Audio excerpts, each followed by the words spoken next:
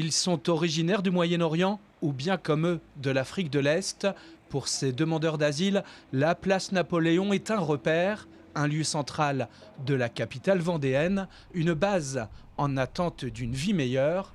Kadar, originaire de Djibouti, lui, a fui son pays. Il est arrivé à La Roche-sur-Yon en juillet dernier. Il n'a pas le droit de travailler. Il espère obtenir un jour son statut de réfugié. Les journées sont longues, oui. Je me réveille le matin, comme tout le monde.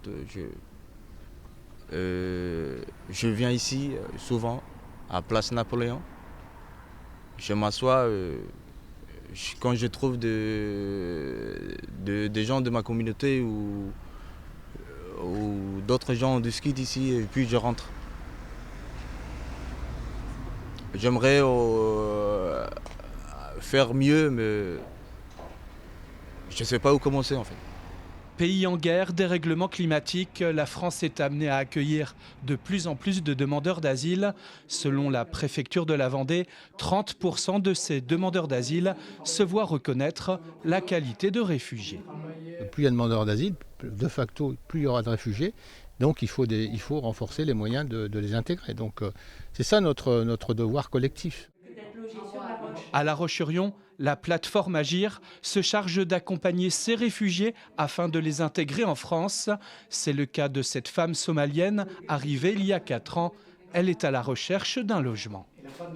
Amir, lui, est interprète franco-somalien en France depuis 2008 en raison de la guerre civile qui sévit dans son pays d'origine. J'ai appris le français vite parce qu'à l'époque j'ai parlé anglais parce que notre pays nous sommes anglophones.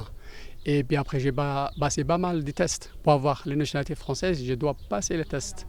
Au début je travaillais dans la manutention parce qu'à la base je parlais pas assez français. Et puis après je suis devenu réceptionniste de l'hôtellerie parce que j'ai parlé anglais. Et puis après le français. Et puis après, depuis 2014, je suis interprète en plusieurs langues, anglais, français et arabe.